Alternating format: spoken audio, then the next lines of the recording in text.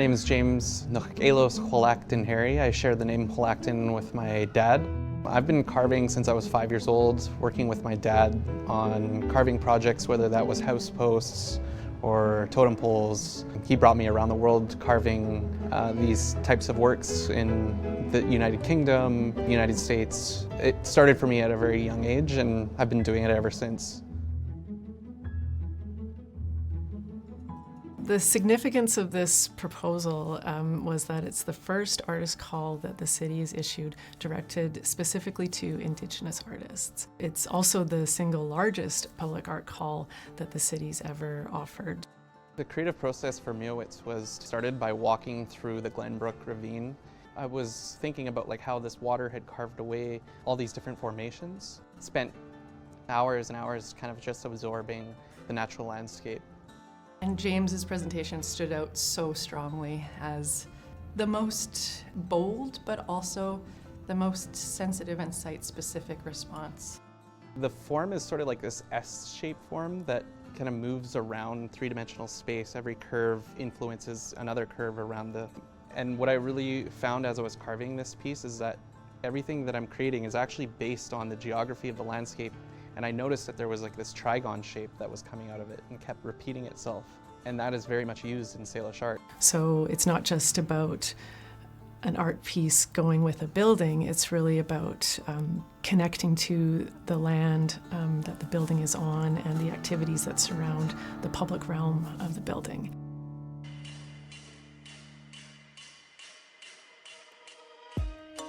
The challenge with public art is creating a work that you hope will manifest itself in people in ways that you are thinking, but that's not always necessarily the case. So it's I think that the longer that people start to sit with a piece and recognize, and they grow certain sort of attachments to a work. And that's what my hope is with this piece. Part of the material choices in that as well is I'm hoping people have a moment of reflection with it. And quite literally, they will be reflected in this work.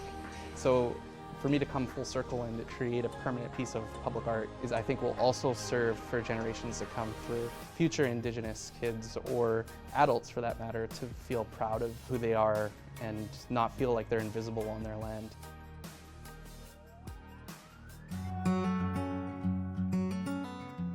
I actually grew up in New Westminster. I think that was the hardest for me was elementary school. I was one of the only Indigenous kids. And it wasn't really until after I graduated from high school and went out into the world and discovered that I didn't have to be afraid.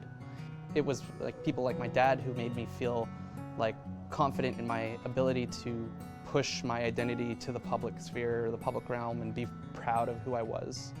Creating this work for New West is really coming full circle for me.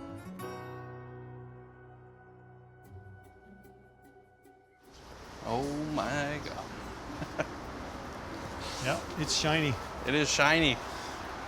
Can we open it and look? Absolutely. I'm super excited to see this right now.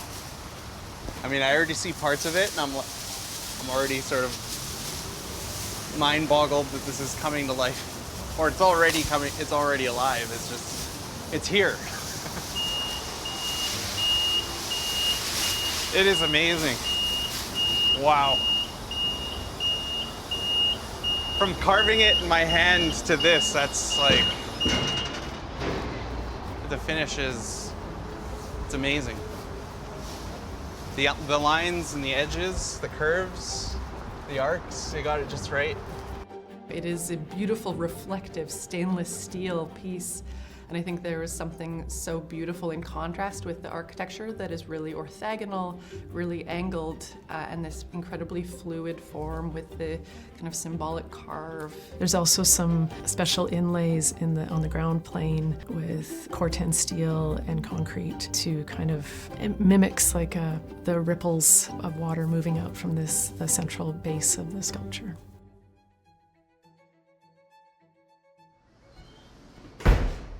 Oh, my goodness. Wow. That is incredible. Am I allowed to touch it? Have at it. Yeah, it's all its exterior. Wow. Just how it works with the lines and the curvatures too. The contrast is just phenomenal. Sometimes I use the paper and pick it up. Yeah. Sometimes I just grab it and hope for the best, and that's half the struggles, getting it there and touching it down. Yeah, either way. So if you want to try Do you one pick out it up there. with the brush? Like I said, whatever works for me. There you Okay. go. Right on. That's half the battle. We decided that gold was the best option just because of the longevity and the maintenance. You don't have to worry about it oxidizing in the outdoors. And I really wanted there to still be a contrast between the mirror finish and this texture. I am like beyond happy with how it looks. It's incredible. It turned out better than I could have imagined.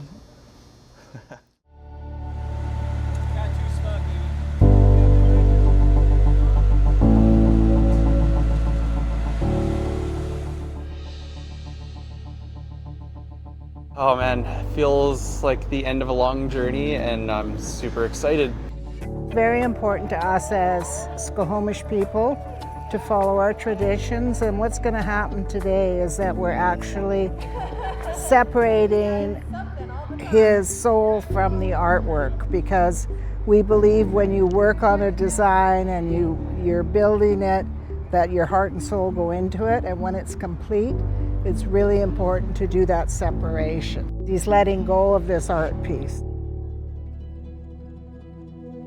I'm glad to see so many youth here because we're going to be hearing stories, and these stories are about history, and it's important for us to hear them and to learn them and to absorb them so that we can actually learn about the history of the place that we live on. Ceremony is very, very important to us. We do it the same way the ancestors have taught us. The cedar boughs are dipped in fresh water, again from the streams on the North Shore, and they circle the artwork and brush 4 times for the directions, and then they'll brush the artist as well separately so that they can separate him from his work and he can move on with his life. I guess I'd just like to start off by thanking some of the people that have helped me along this path. My partner Lauren has been very involved in supporting us at home, especially with baby Hannah, my daughter here. We're on a path of reconciliation, and I am humbled by the spirituality, and I'm humbled by the sense of community that this ceremony has brought on for me. And so I'm going to make sure that everything I see and have observed here today makes its way into our stories and into the museum, into our archives. That was really powerful for me to literally quite see your reflections in this piece, and I hope that we can all walk away continuing to see ourselves and the roles that we play in this journey that we're on. I'm really proud to finally see this piece up and to have it outside of this beautiful building, the new Aquatic Centre. I used to go to the Canada Games pool when I was younger, and so yeah, I really have that connection to this place. So OCM, I raise my hands. Thank you.